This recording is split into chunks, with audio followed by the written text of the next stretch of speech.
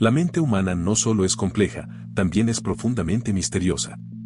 En la primera parte de este iceberg, exploramos fenómenos que desafían nuestra comprensión de lo real.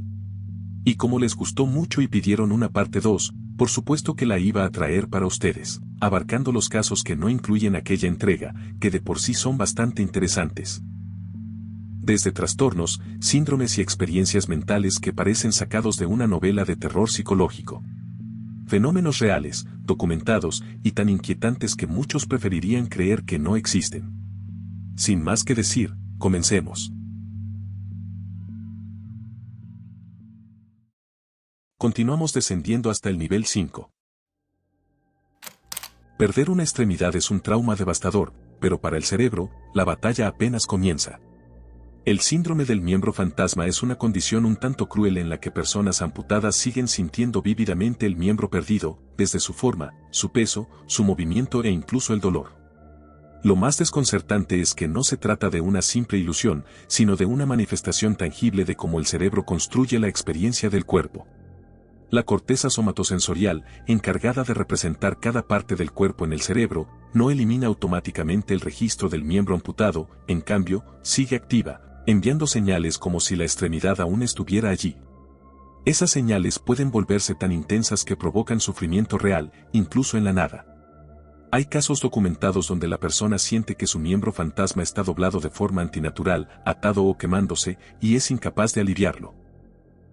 Algunos pacientes han tenido episodios tan graves que suplican a sus médicos por una segunda amputación del miembro que ya no tienen.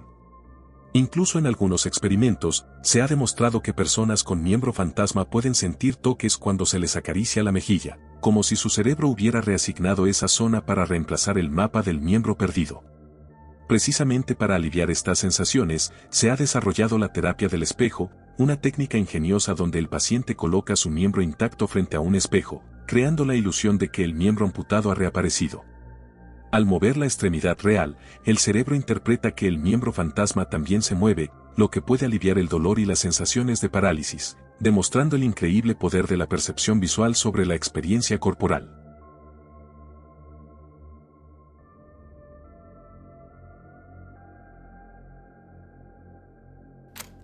A veces, una idea que creemos original no es más que un recuerdo disfrazado.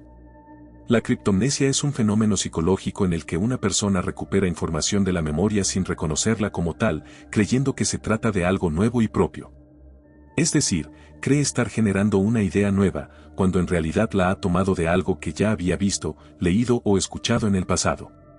Lo inquietante es que este proceso ocurre sin intención de plagio y, muchas veces, sin que la persona tenga la más mínima sospecha de estar copiando.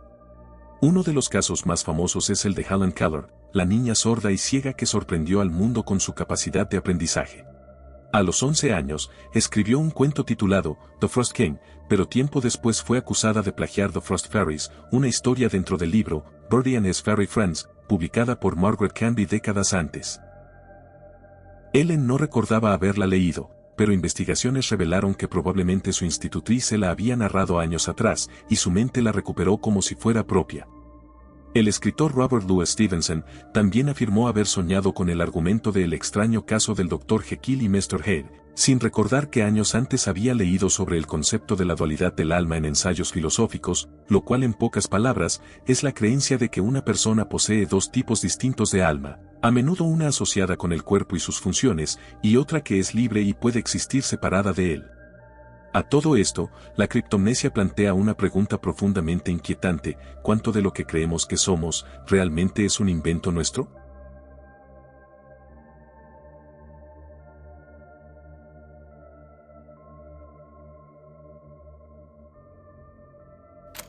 ¿Qué pasaría si tu propio cuerpo se sintiera como una prisión, o peor aún, como un traje ajeno? El desorden de identidad de la integridad corporal es una condición rara y profundamente desconcertante en la que una persona sana siente que uno de sus miembros, como una pierna o un brazo, no le pertenece. No es solo una sensación pasajera, para quien lo padece, ese fragmento de su cuerpo es un intruso, y la angustia que produce puede volverse insoportable. Muchos pacientes describen una certeza interior desde la infancia, como que algo en su cuerpo está de más.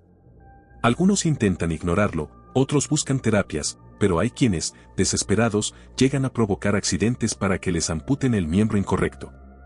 Lo más perturbador es que tras la amputación, si es que se logra, muchos afirman sentirse finalmente completos, como si la mutilación hubiera corregido una anomalía invisible. Aunque fue inicialmente vinculado a trastornos como la disforia de género o la esquizofrenia, hoy se reconoce como un fenómeno único. Estudios de neuroimagen han revelado anomalías en áreas del cerebro que regulan la percepción del cuerpo, lo que sugiere que el problema no es psicológico, sino neurológico.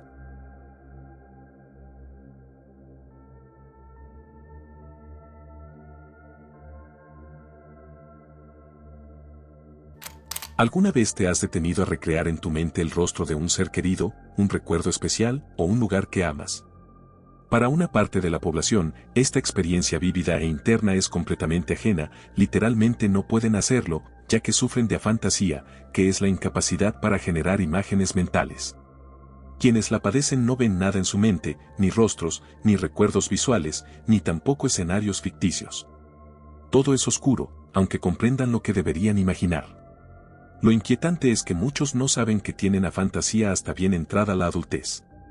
Pueden leer novelas, soñar e incluso crear arte, pero cuando se les pide visualizar algo con los ojos cerrados, no hay proyección mental. Es como describir el color a alguien que nunca lo ha visto. Este fenómeno fue descrito clínicamente en 2015 por el neurólogo Adam Zeman, pero se sospecha que ha estado presente siempre, ya que algunos casos surgen tras lesiones cerebrales y otros son congénitos. Curiosamente, muchas personas con afantasía tienen una memoria normal e incluso brillante, solo que no visual, por lo que su mundo interno se construye con conceptos, no con imágenes. Y si te lo preguntas, en algunos casos, los sueños también son ciegos.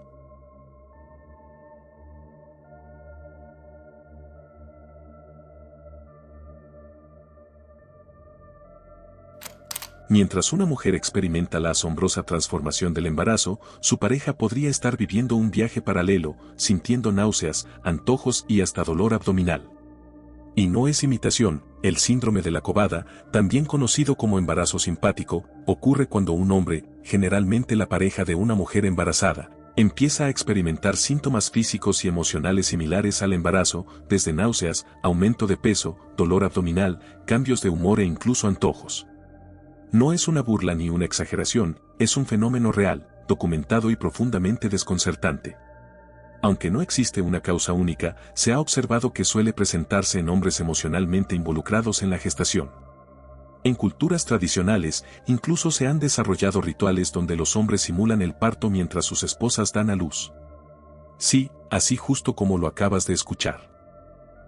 La ciencia moderna lo considera una respuesta psicosomática relacionada con la empatía extrema, la ansiedad por la paternidad o incluso cambios hormonales leves en el cuerpo masculino. Sin embargo, el cuerpo reacciona como si estuviera embarazado, sin estarlo. En ciertos casos, los síntomas del hombre fueron tan intensos que superaron a los de la embarazada e incluso cesaron justo después del parto, como si la mente supiera exactamente cuándo soltar el engaño.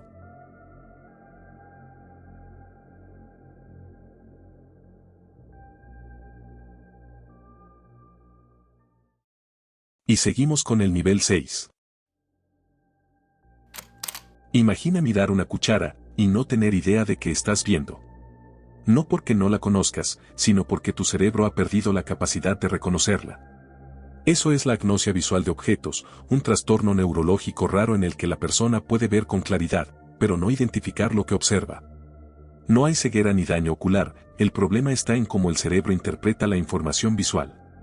Lo más desconcertante es que, si tocan el objeto o lo huelen, pueden identificarlo sin dificultad.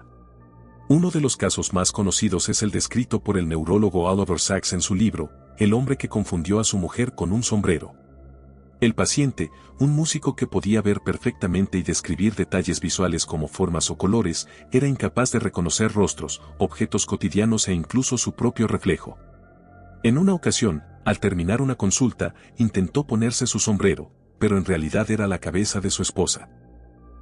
La vida con esta condición es desconcertante, puedes ver una flor y admirar sus colores, pero no saber que lo que estás viendo es una flor. Y aún más inquietante, puedes verte en el espejo y no reconocerte a ti mismo.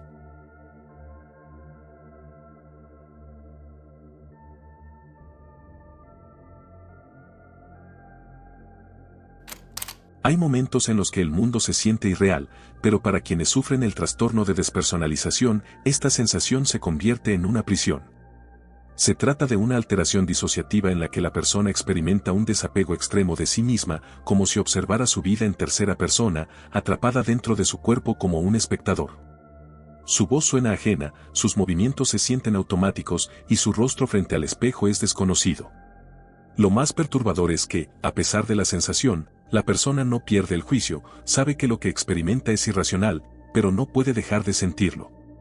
Muchos casos clínicos documentan a pacientes que pasaron meses sintiendo que sus cuerpos eran solo contenedores vacíos. Uno de ellos relató que podía verse en el reflejo del tren mientras pasaba y no reconocerse, como si fuera un actor en una película que ni siquiera es suya. Otro describió cómo perdió todo vínculo emocional con su familia y amigos, e incluso el tacto humano le resultaba lejano, como si lo envolviera un vidrio invisible.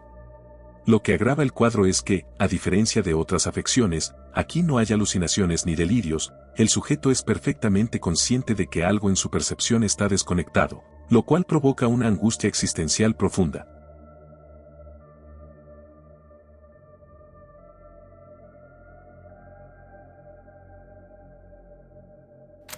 Hay quienes viven con la certeza de que son amados, aunque esa historia solo existe en su mente. El síndrome de Clerambault, también llamado erotomanía, es un trastorno psicológico en el que la persona cree, de forma inquebrantable, que otra, usualmente de un estatus superior o totalmente inaccesible, está secretamente enamorada de ella. Esta convicción persiste incluso cuando la otra parte niega cualquier vínculo o muestra rechazo. Lo más inquietante es que la persona afectada reinterpreta cualquier gesto, palabra o silencio como una señal oculta de amor. Descrito por primera vez en 1921 por el psiquiatra francés Gaëtan Gatien de Clerambault, este síndrome ha estado detrás de casos documentados de acoso severo, persecución y hasta intentos de contacto con celebridades o figuras públicas. En muchos casos, el erotómano afirma que existen barreras externas como conspiraciones, familiares o reglas sociales que impiden que esa relación se haga realidad. Este trastorno puede aparecer en esquizofrenia paranoide, trastornos delirantes o en personas sin diagnóstico previo. Lo perturbador es que la fantasía puede durar años, sin romperse jamás, incluso después de medidas legales o rechazo directo.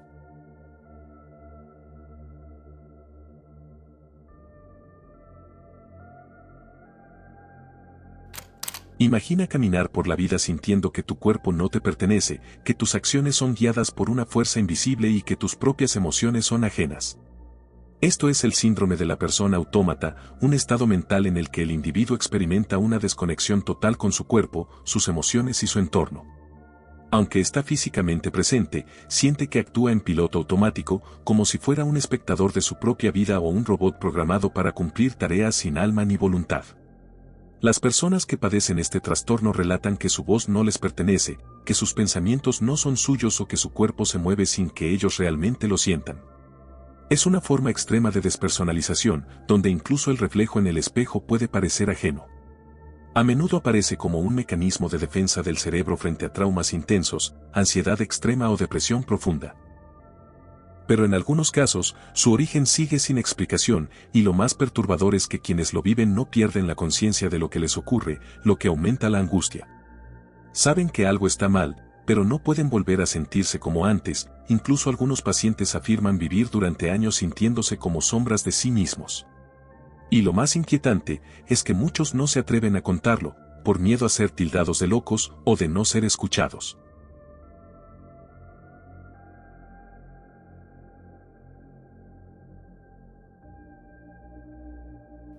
Imagina ver sombras moviéndose en tu habitación o escuchar voces que susurran tu nombre justo antes de dormir o segundos después de despertar.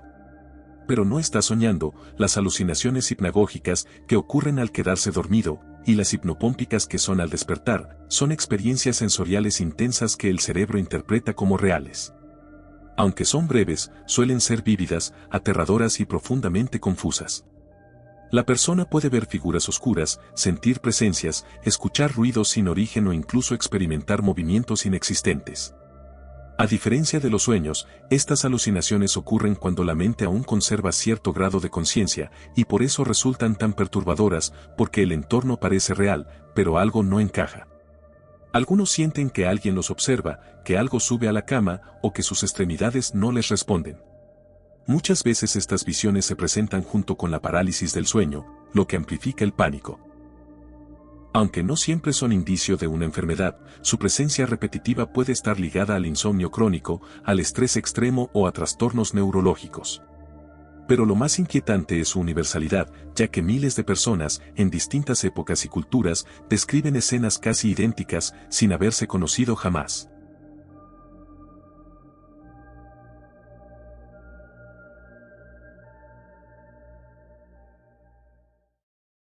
Y bajamos al nivel 7. Muchas veces, damos por sentado que el mundo se mueve. Que las cosas caen, corren y fluyen. Pero, ¿qué pasaría si el movimiento desapareciera ante tus ojos?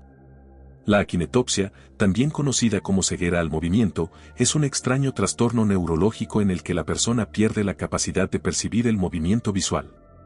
En lugar de ver un objeto desplazándose de un punto a otro, lo ves saltando de una posición a otra, como si el tiempo se congelara entre cada imagen. Esta afección, extremadamente rara, suele aparecer tras lesiones cerebrales en la parte del cerebro encargada de procesar el movimiento visual y altera por completo la forma de interactuar con el entorno. El caso más documentado es el de una mujer conocida como LM, estudiada en los años 80. Tras sufrir un derrame cerebral, comenzó a percibir su entorno como una serie de imágenes fijas, incluso el agua no fluía, sino que aparecía en diferentes niveles. Los autos no avanzaban, sino que surgían de repente en otro lugar, y cruzar la calle se volvió imposible, ya que no podía juzgar la velocidad de los coches. Incluso mantener una conversación le resultaba caótico, porque los gestos faciales parecían aparecer y desaparecer, sin transición. Vivir sin percibir el movimiento es vivir en una película rota, ya que el mundo se vuelve impredecible, fragmentado y profundamente inquietante.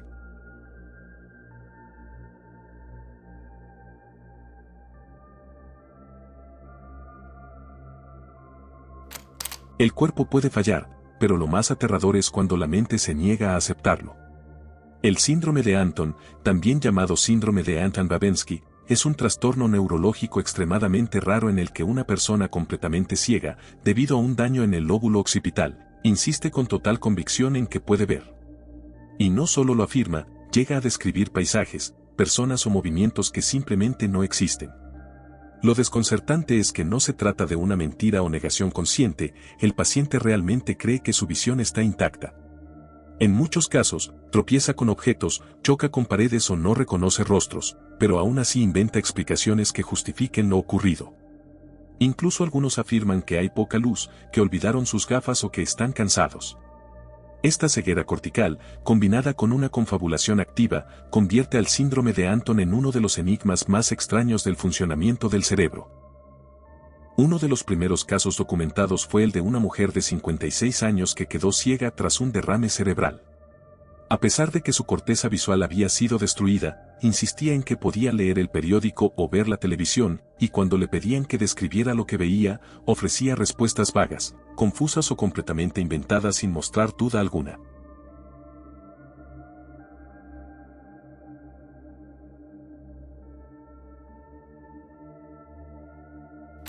Imagina que el sonido de alguien masticando, respirando o tecleando te produce una ira descontrolada. Y no es solo molestia, sino una sensación visceral de repulsión, ansiedad o desesperación. Eso es la misofonía, un trastorno neurológico poco comprendido en el que ciertos sonidos cotidianos desencadenan reacciones emocionales extremas.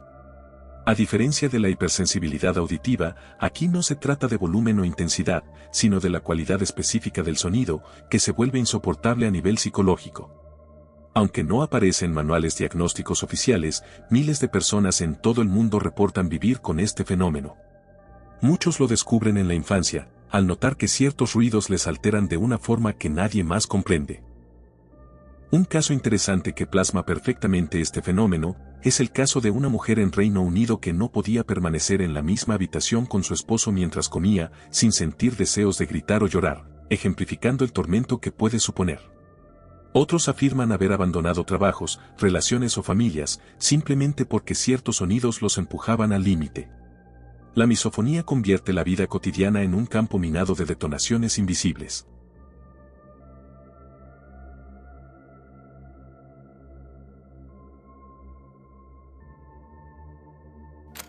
Hay dolores que no necesitan una herida visible para ser reales. El cuerpo puede ser un campo de batalla, incluso cuando no hay enemigo alguno. El síndrome de Egg-Bomb o delirio de parasitosis es un trastorno en el que la persona está convencida de estar infestada por parásitos que se arrastran bajo su piel. No hay picaduras visibles, ni evidencia médica, pero la sensación es tan real que muchos acaban hiriéndose al intentar extraer los supuestos invasores. Es un sufrimiento persistente, muchas veces acompañado de comezón, ardor o la creencia de ver pequeños insectos salir del cuerpo. Este síndrome suele presentarse en personas mayores, especialmente mujeres, y puede aparecer de forma aislada o como parte de trastornos psicóticos. Algunos afectados recogen muestras de lo que creen que son parásitos y las llevan a médicos en cajas o frascos que resultan ser fibras, piel o pelusa, pero nunca organismos vivos. Uno de los casos más extraños fue documentado por el propio Carl Ekman en los años 30, cuando una mujer se había arrancado parte del cuero cabelludo intentando liberarse de los parásitos. El rechazo constante de los médicos, la frustración de no ser creídos y el dolor físico real convierten este síndrome en una de las experiencias más desoladoras de la mente.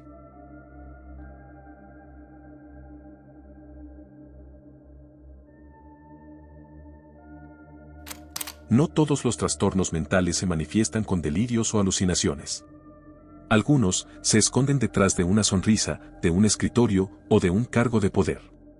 El síndrome de Cronos es un fenómeno psicológico observado en personas que, al alcanzar una posición de liderazgo, comienzan a sabotear de forma consciente o inconsciente el crecimiento de quienes están bajo su mando. Se niegan a delegar, temen a los talentos emergentes y perciben como amenaza a cualquiera que pudiera eclipsarlos. El término hace referencia al mito griego de Cronos, el titán que devoraba a sus propios hijos para evitar que lo destronaran. Aunque no figura en manuales de diagnósticos oficiales, muchos psicólogos organizacionales han documentado numerosos patrones de conducta que encajan con este síndrome, principalmente de jefes que obstaculizan ascensos, niegan reconocimiento o manipulan estructuras para mantener el control. Lo perturbador es que estas acciones suelen justificarse con discursos de autoridad, experiencia o cultura organizacional, pero en el fondo se esconden el miedo al olvido y la inseguridad profunda. Más allá del ámbito empresarial, el síndrome de Cronos también puede surgir en figuras parentales o mentores, ya que, donde quiera que alguien tema ser superado, puede germinar esta dinámica.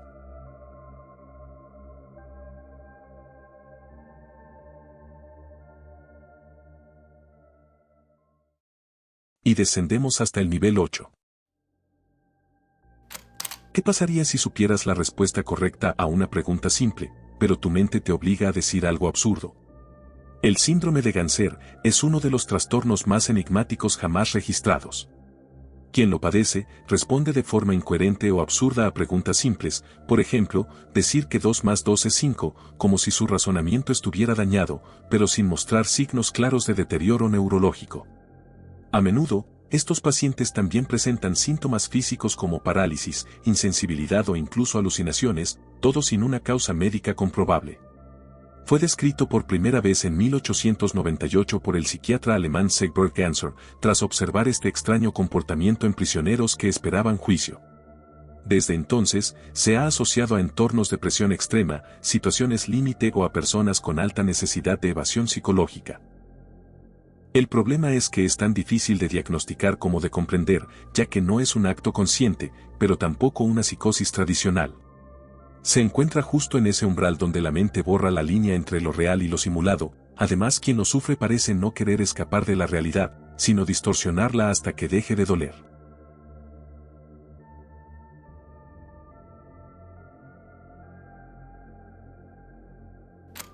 Imagina despertar con una pesadilla viviente, la certeza de que una parte esencial de ti se está desvaneciendo o retrayéndose hacia la nada. El síndrome de Coro es un raro trastorno psicológico en el que las personas, generalmente hombres, creen con total convicción que su órgano genital se está encogiendo o retrayendo hacia el abdomen, y que esta condición les causará la muerte. En mujeres también puede presentarse, con la creencia de que los pechos o la vulva están desapareciendo. A pesar de que no hay cambios físicos reales, el miedo es tan visceral que desencadena pánico agudo, llanto, gritos y conductas extremas donde sujetarse el cuerpo es la única salida. Se han registrado brotes masivos en regiones de Asia, especialmente en China, Malasia e Indonesia, donde se considera una crisis cultural o epidemia de histeria colectiva. Algunos enfermos recurren a pinzas, cuerdas o incluso a familiares que los sostengan mientras duermen para evitar morir. Lo más inquietante es que la intensidad del pánico puede durar días y en algunos casos, provocar daño físico real por el intento desesperado de detener el supuesto encogimiento. No es solo miedo a perder una parte del cuerpo, es la sensación de que tu ser está desapareciendo ante tus ojos.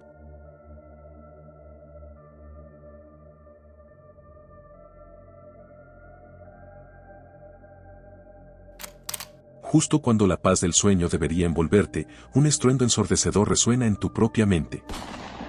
No hay explosión real, ni un disparo en la habitación, pero el sonido es tan vívido y aterrador que te despierta en pánico.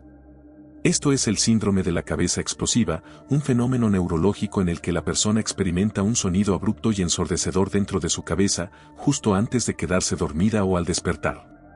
No hay dolor, pero sí una intensa sensación de terror. Algunos lo describen como una explosión, otros como un disparo, un portazo o un rugido metálico. Lo aterrador es que el sonido no existe en el entorno real, proviene del interior del cerebro. Este síndrome es benigno, pero su intensidad lo vuelve profundamente inquietante. Puede venir acompañado de destellos de luz, taquicardia e incluso la sensación de que algo terrible acaba de ocurrir. Aunque no está vinculado a epilepsia ni a enfermedades mentales, su aparición ha sido reportada tanto en personas sanas como en pacientes con altos niveles de ansiedad o estrés extremo.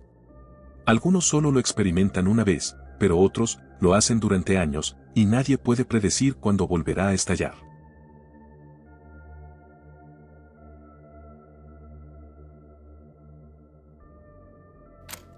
¿Qué pasaría si la ciudad de tus sueños, el epítome de la cultura y la sofisticación, fuera la responsable de tu colapso mental?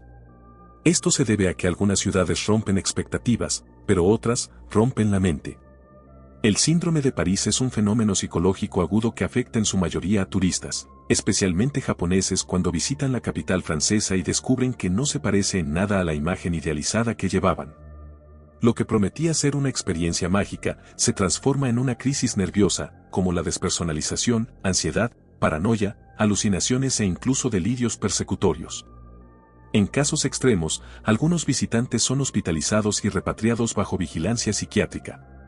Este colapso no surge por una sola causa, a menudo es el resultado de una acumulación de factores, desde el choque cultural, la barrera del idioma, el trato brusco en establecimientos, y la brutal discrepancia entre la ciudad de las películas y la realidad urbana. El síndrome fue descrito por primera vez en los años 80 por el psiquiatra Hiroaki Shimokawa, tras observar una cantidad alarmante de pacientes japoneses que sufrían episodios psicóticos durante sus vacaciones en París. Lo inquietante es que no se trata solo de decepción, sino de una ruptura traumática entre la fantasía cultural y la percepción directa de la realidad.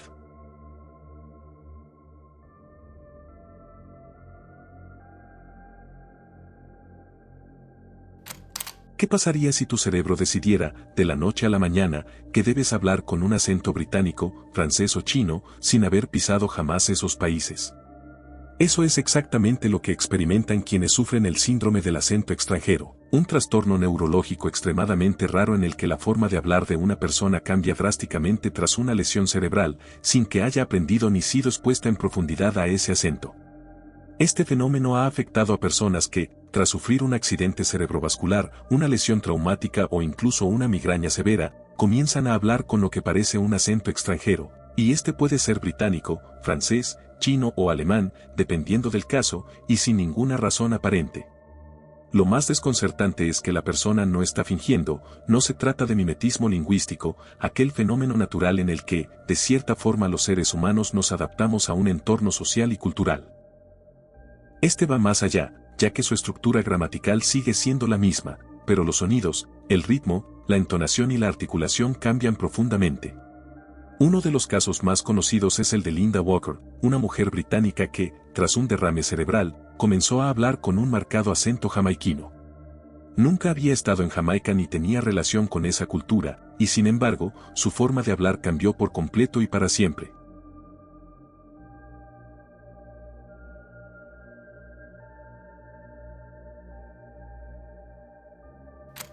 ¿Qué sucede cuando el cuerpo anhela algo que sabe que le hará daño? El síndrome de Pica es un enigma médico donde las personas desarrollan una compulsión por comer lo no comestible, desde papel y jabón hasta cenizas o vidrio. A pesar de los riesgos evidentes, el impulso es tan poderoso que se convierte en una batalla diaria contra la propia mente. Aunque se asocia con deficiencias nutricionales, como la falta de hierro o zinc, también aparece en personas con desarrollo típico y en contextos emocionales complejos.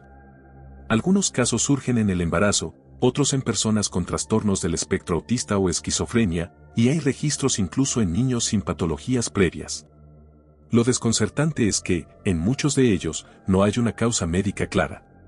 Uno de los casos más inquietantes es el de una joven que comía fragmentos de vidrio sin mostrar signos de dolor o sangrado, como si su cuerpo se hubiese adaptado a lo inadmisible.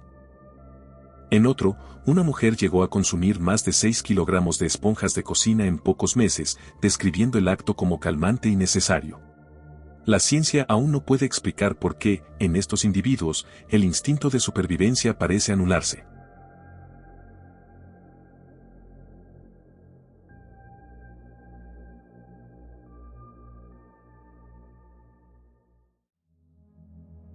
Estos fenómenos no son parte de la ficción, ni son metáforas.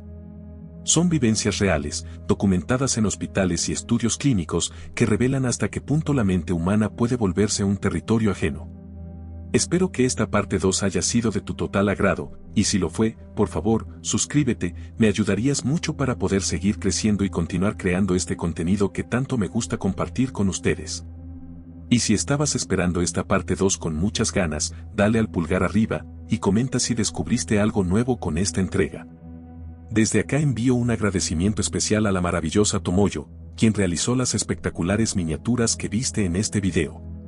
Muchas gracias por llegar al final, espero de corazón que el video te haya gustado. Nos veremos pronto con un próximo enigma, esto fue el laberinto del misterio, adiós.